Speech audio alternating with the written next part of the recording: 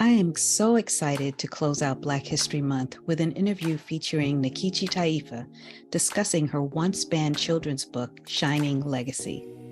A native Washingtonian, Taifa is the author of her best-selling memoir, Black Power, Black Lawyer, My Audacious Quest for Justice, a new book entitled Reparations on Fire, and several other children's books. She is a sought-after speaker on issues of racism, Black history, human and civil rights, and criminal justice. Currently, she hosts Human Rights and Justice radio show on WPFW FM Pacifica Radio and is a celebrated TEDx speaker. Her books have been widely acclaimed by Angela Y. Davis, Nikki Giovanni, Danny Glover, Sonia Sanchez, the son of Marcus Garvey, Dr. Julius W. Garvey, actress and producer of Good Trouble and The Big Payback, Erica Alexander, Professor Justin Hansford, Executive Director of the Howard University Thurgood Marshall Civil Rights Center, Arthur James Foreman Jr., and community activist Rukia Lumumba. I hope you enjoy our discussion. Good afternoon. I'd like to welcome you today to the conversation I'm going to have with Ms. Nkechi Taifa. Nkechi is a friend, a colleague, a solace sister. She is all those things and more. Nkechi is someone who I met probably maybe 15 years ago now, I believe. She is a speaker extraordinaire. She's an author, she's a lawyer.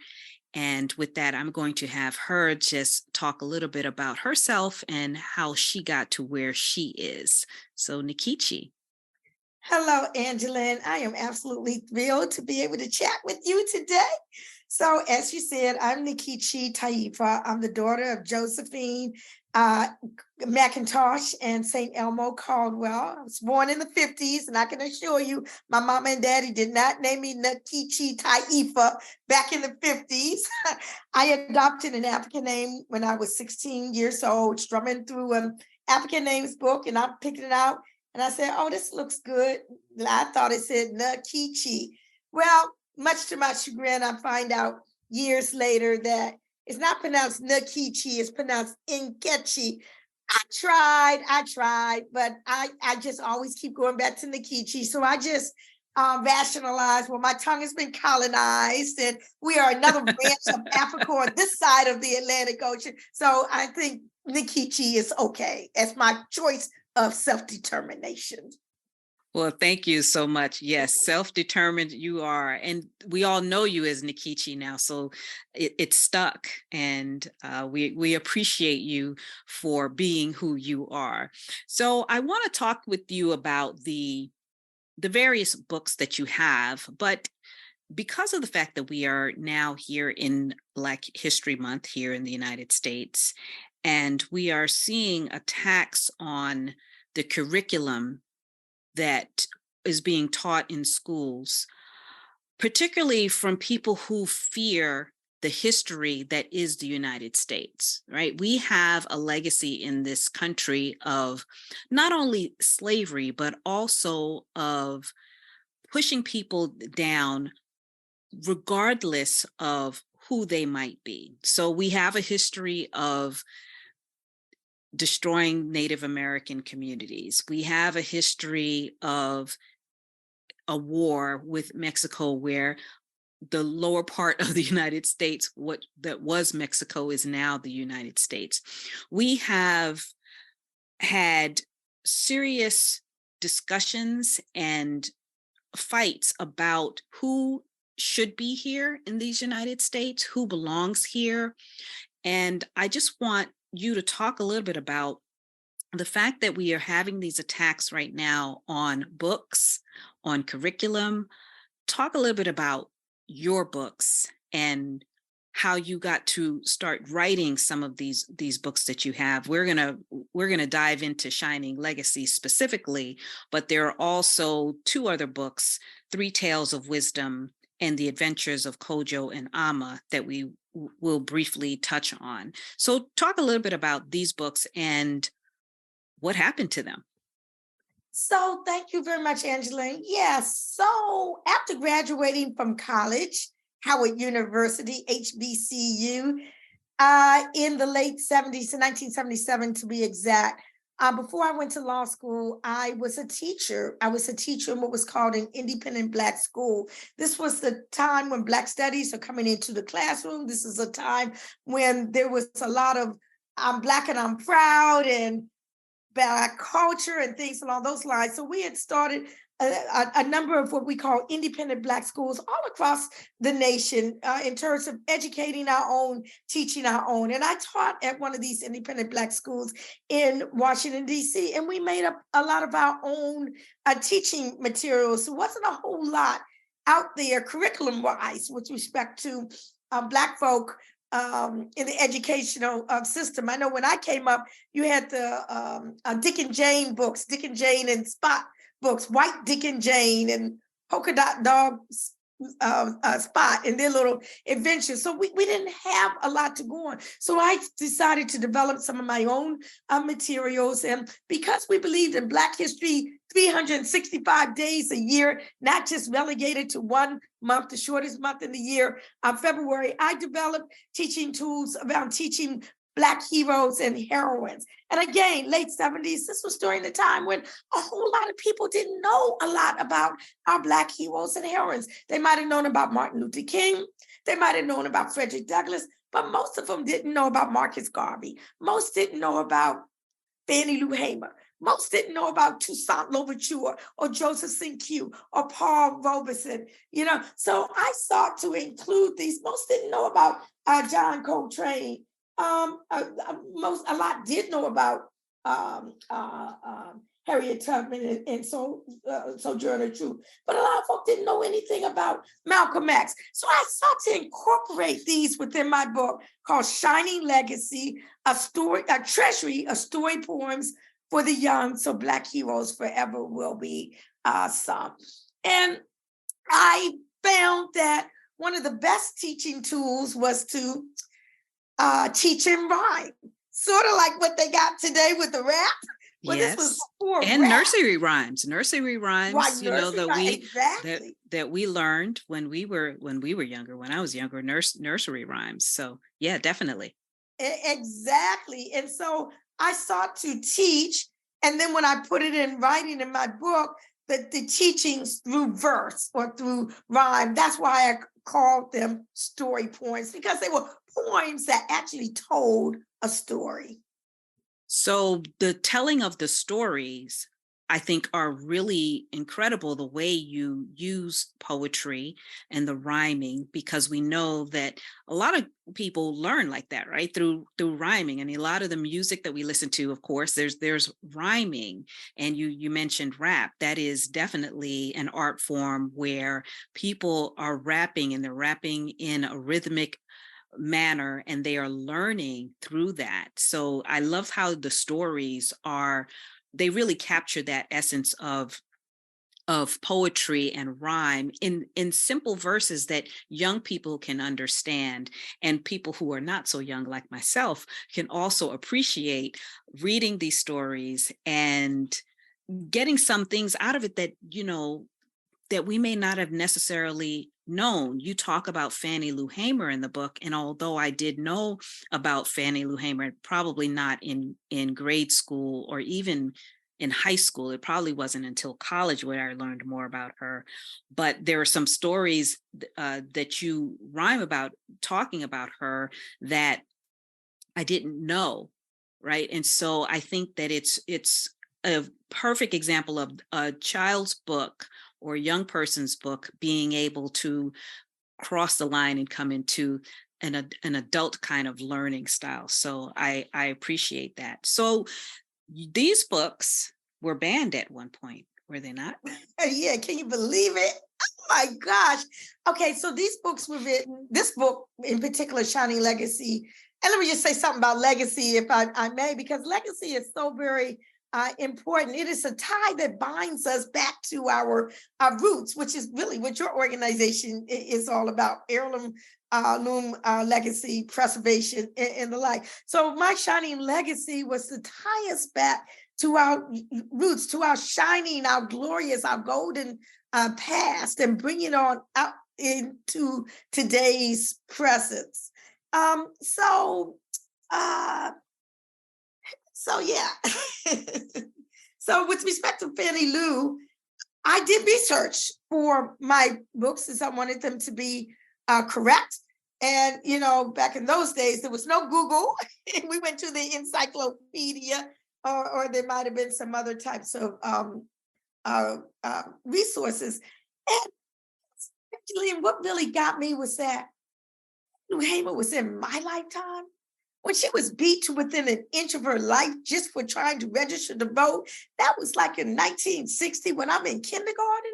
And I'm thinking all these things, all of this discrimination and all happened way back in the slavery times, which to my young mind growing up was like millions of years ago, had no concept of time. When I find out that this was within my lifetime, and when you see all the stuff that's going on today with the insurrection in the U.S. Capitol on January 6th and the banning of the books in schools and them banning my book, Shining Legacy, Absolutely incredible. Central Banning York this book. School District banned, my book. I said, look, my book published in 1983 had been out of print for years.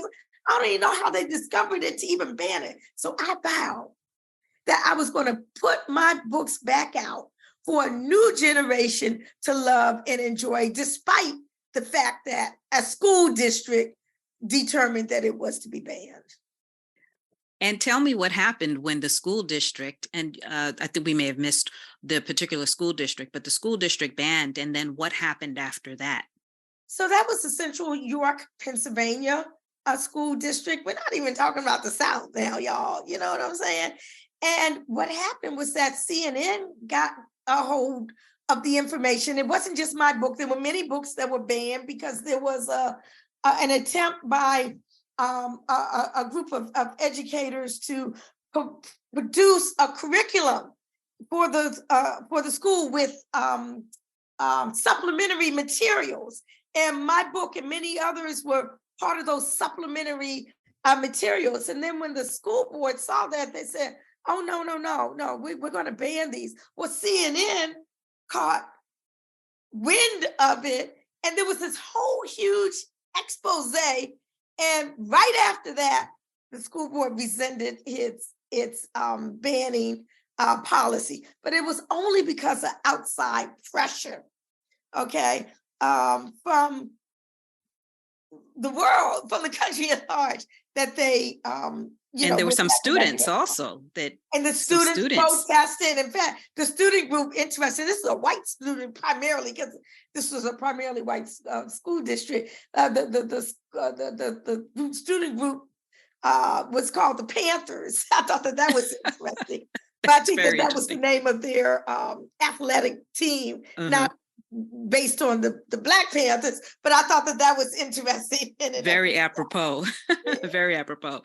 So in then talking about Fannie Lou Hamer, I had traveled to Mississippi, actually, and was at the site of the NAACP's meeting space, and Fannie Lou Hamer had a meeting in the basement of this building that the NAACP and some other organizations had office space in this particular building. And one of the historians there talked about Fannie Lou Hamer coming and being there in that basement. I think it might have been even a cafeteria, having a talk about voting and lynching and all the things that were going on during that time.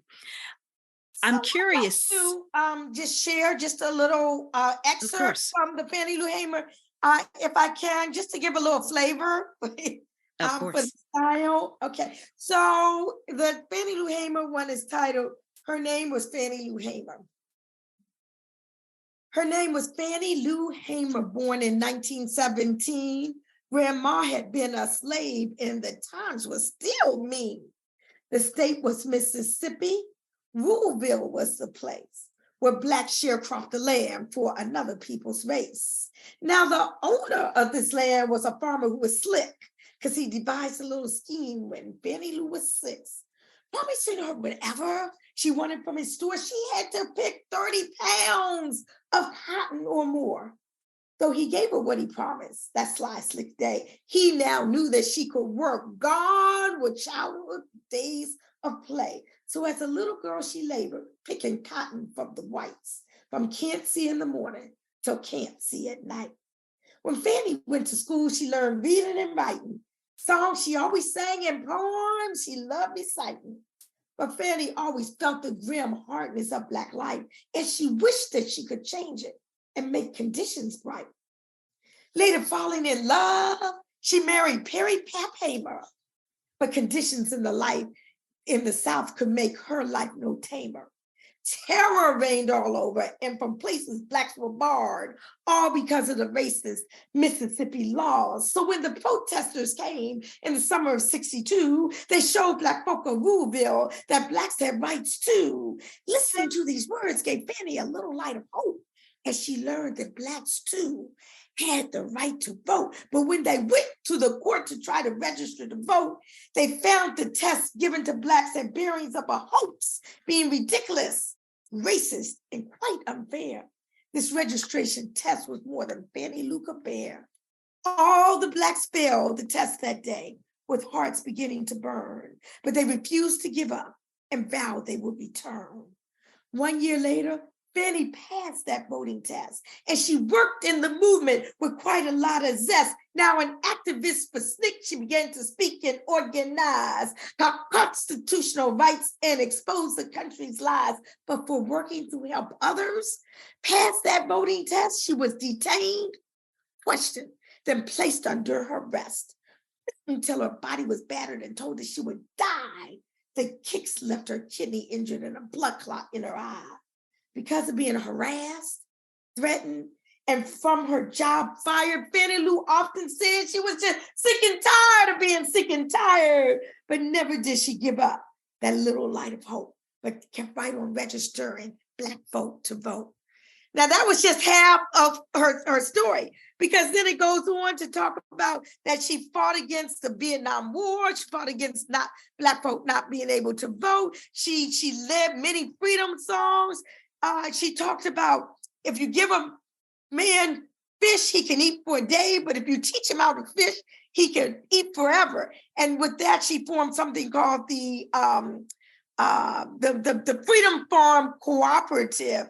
And then the Klan, went after them. All of this is in the story poem, and it talks about her being a politician and going to the 1968 Democratic National Convention. Yeah. And they refused to seat her. Okay. Exactly. And yeah, so this also, I talk about all of that. And then finally, when she passed in March of 1977, and I say, although Blacks had the worst of times in struggling for the vote, Fannie Lou Hamer never gave up that little light of hope. So that's just an example, a little excerpt from one of my story poems for the young. So Black heroes and heroines forever will be sung. That was Fannie Lou Hamer. And I appreciated that story because, like I said, I probably learned about her in college, and learning about her was not as deep as your story poem is. The fact that she was tricked into working so that she could receive the goods in the store, that I had never heard of before. So I really appreciate the way that you put the story together, and with little bits of pieces of information that otherwise that probably wouldn't have shown up in a history book, right? Maybe in an autobiography, but not in a book in this format, that you have been able to put all of these little snippets of information in these short story poems. So I think it's pretty incredible. So thank you for that. One of the other stories in the book is about Marcus Garvey, and I probably knew less about Marcus Garvey than I did about Fannie Lou Hamer. So talk a little bit about him And if you'd like to read a little bit of his story, and then talk about what's going on right now in regard to him and his he was incarcerated, I believe, his incarceration and what's going on present day. So I would say one of the largest movements for Black freedom in the 20th century was the Garvey movement with his organization, the UNIA, the Universal Negro Improvement Association.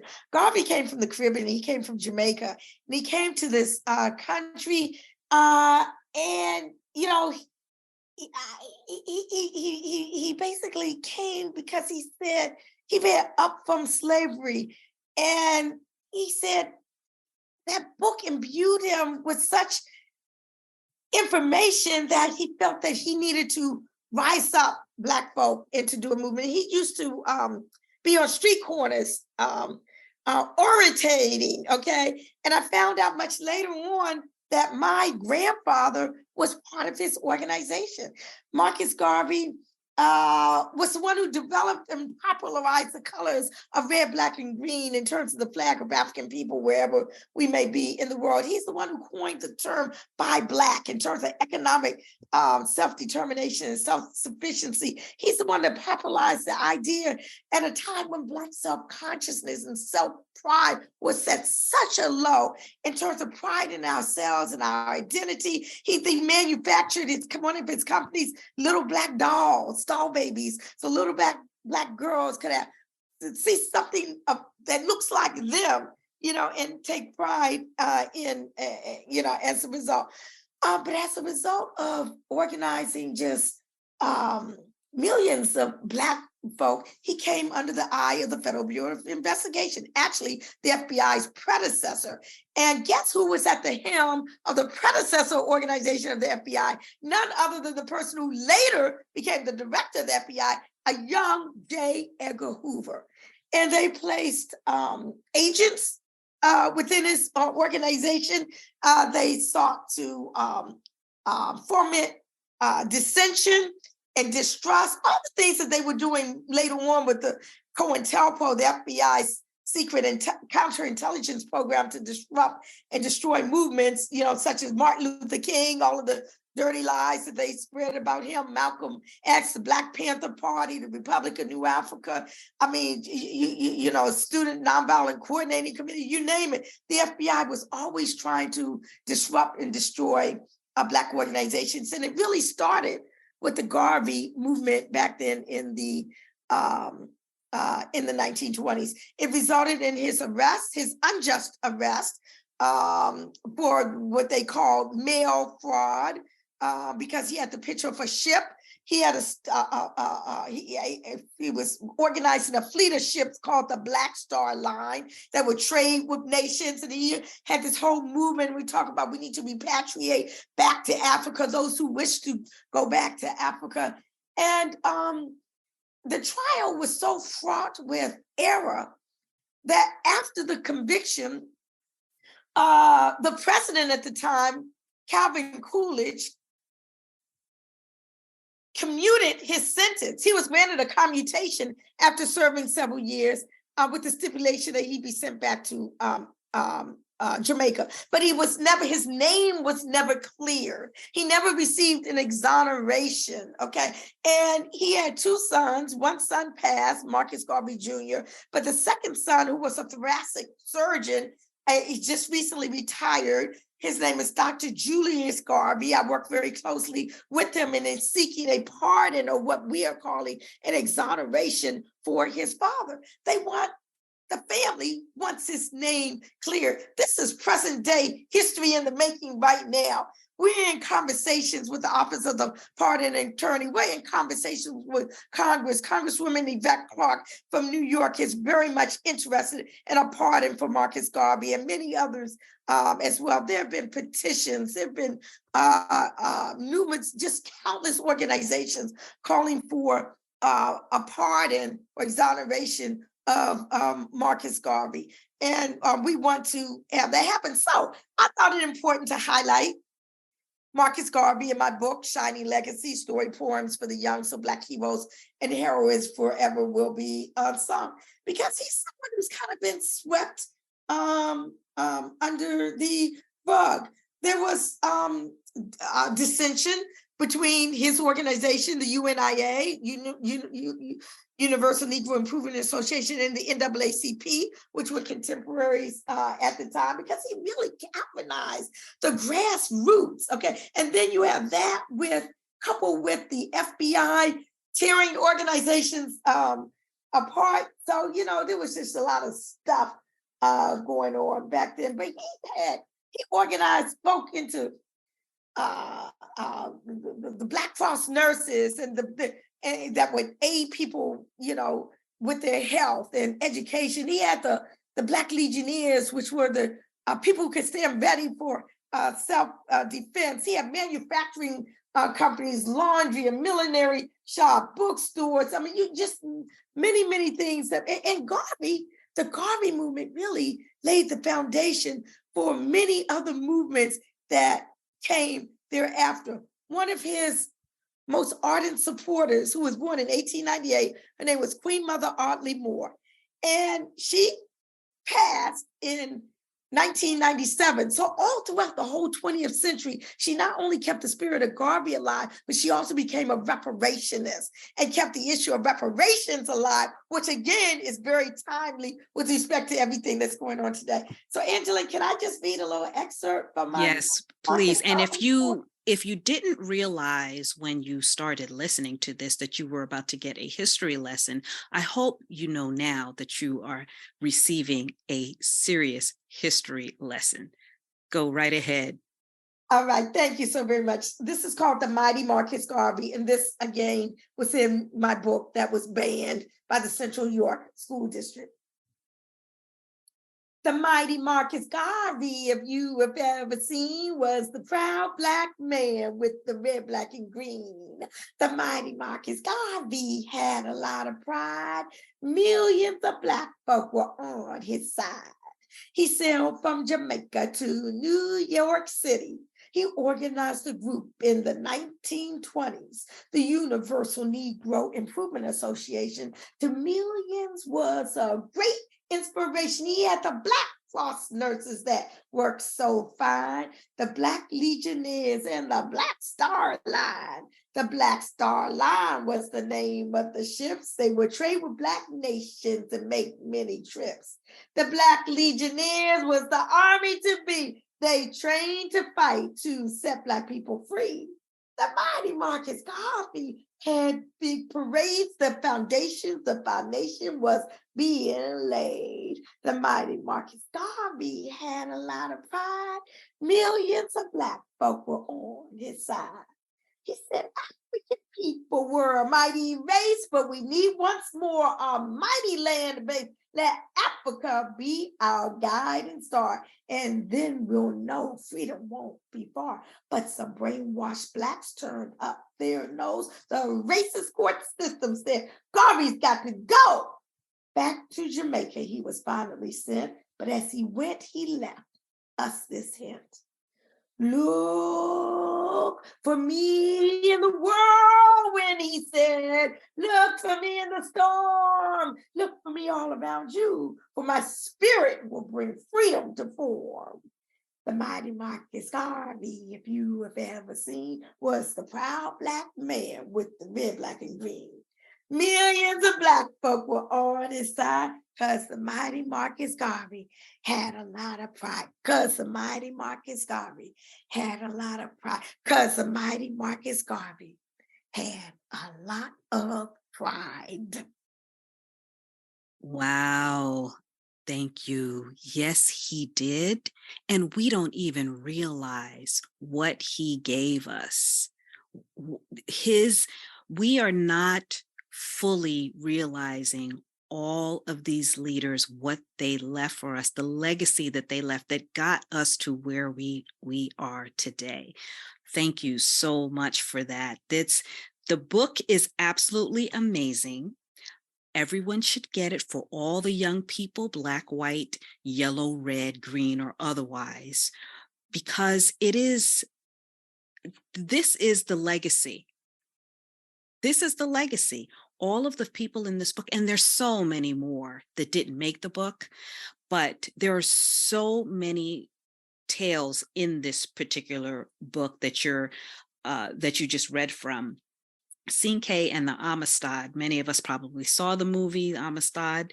That story is way in before the here. movie. This was way before the movie. Yeah, this came was out, way but I before the remember movie. This was yeah. before the movie, but I think that people probably saw the movie, so they I bring that up for that purpose. The Yeah. Saga of Malcolm X. Yes. The John Coltrane played all that jazz, the Ballad of Rosa Parks, and many, many more in this particular book, Shining Legacy. Nkechi, you have 2 other books that have been released recently. So could you talk a little bit about those 2 books and what you hope the legacy of those books will be? Yes. And before I do, I just want to remind the listeners that history is in the making as we speak. And if people want to be involved actively in the exoneration or pardon for Marcus Garvey, they can go to the website, justice4garvey.org, justice4Garvey, Garvey.org, and be part of history in the making so that he can receive a posthumous pardon, posthumous meaning after death to clear his name. And so, yes, I do have 2 other books. I have my memoir that was published right when COVID first started in 2020, September 2020. And it's called Black Power, Black Lawyer, My Audacious Quest for Justice. And it talks about my life. It talks about my life before I was a lawyer, when I was a revolutionary. I'm still a revolutionary, y'all. But, Yes, she is. But my underpinnings, what brought me to do the things I do, why I decided to become a lawyer. It talks about me being a lawyer, some of the cases that I've had, some of the conflicts, and the book isn't all peaches and cream, and it's a personal story as well. So it talks about personal, issues as well. It talks about my vulnerabilities, and like we're not all super women that we try to be, but we have personal frailties, okay, which I do as well. But we always strive to rise above them. So that's Black Power, Black Lawyer. But I have a book that just came out a couple of weeks ago. Yes, let's hear about that. Boy, You've been busy. I've been busy, yeah. This is called Reparations on Fire, How and Why It's Spreading Across America. And again, we're talking about history in the making. There's been more activity around the issue of reparations just in the last couple of years than there's been in the past 200 years. And I'm right in the thick of it. So it talks about history, but it talks about current day stuff as well. It talks about my personal story in here as well. And it talks about what's going on right here today. Evanston, Illinois, being the first jurisdiction to use a creative tax funding source to fund reparation initiatives in that city. It talks about the state of California, which right now, as we speak, Angeline, is engaged in historic hearings on reparations for that state. It talks about the federal bill, HR 40, which now has more co-sponsors than it has ever had in history. And I was blessed to have praise, praise for reparations on fire. And Angeline, fire can either heal or consume. Exactly. And dependent on how this country responds to this long overdue reckoning on race in America will determine whether it's going to be a healing modality. I am hoping that it will be healing as opposed to destruction. Well, I'm hopeful for that as well. And we know that anytime there's any progress made, there's always pushback. And I think that that's what we are seeing now in present day, that progress is made, there's pushback. Progress is made, there's pushback. But I am hopeful that with all of the resources out there and with people who really understand the need for us to come to terms with this country's history, legacy, that those voices will be that much more powerful than those who are trying to tamper down efforts to ensure that our kids are educated, to ensure that we're educated and knowledgeable about what has happened in the past. I cannot thank you enough for being here, reading your stories, talking about your life, how you came to be Nkechi Taifa, doing the work that you're doing, that you continue to do. I thank you. I thank you. I thank you. I want everyone to know that they should go out and get your books. And there, of course, is a obvious place where they could get your book, but there are other areas where you could order, other bookstores, in independent bookstores where you can order the book, and we'll make sure to put those in the show notes. And Nkechi may also say a couple of things. And I just thank you. I can't thank you enough, as I said, and you are truly a shining legacy. You are leaving, you will leave a legacy for your daughter, for daughters that come after her, for our friends' daughters and their kids. Thank you. Well, Angeline, thank you so very much. I really appreciate the opportunity to share with you. And this concept of legacy is just, it cuts across all bounds. So it's all interconnected. The dots connect. And folk can get my books and any and everything else about me on what I call the Nkechi Taifa experience on my website. That is my name, nkechitaifa.org, NKECHI. T is in time, AI, F is in Frank, A, nkechitaifa.org. You can get Shining Legacy, The Adventures of Kojo and Alma. We didn't talk about that one. Okay. And Three Tales of Wisdom, Reparations on Fire, and Black Power, Black Lawyer. Of course, the books are available on Amazon, but I encourage everybody, in the words of Marcus Garvey, to buy Black. And they can purchase all of my books on AALBC.com. That's the African American Literature Book Club, AALBC.com. I'm a 10-time bestseller on AALBC.com, not that one, AALBC.com. Okay, thank you. Thank you very much. And with that, I will say goodbye, and we will talk with you soon. Thank you very much. Peace and blessings. Thank you for listening to Heirloom and Legacy. If you want to learn more about the work of Heirloom Estate and Legacy Preservation, you can find us at legacypreservation.life, on Instagram at Legacy Preservation, and on Twitter at Heirloom Legacy. Many thanks to my exceptional executive assistant, Queen Karen Garrison, aka Mommy Activist, and my outstanding engineer, Jonathan Reed. Thank you again for choosing Heirloom and Legacy. Please like, subscribe, and tell your friends about us.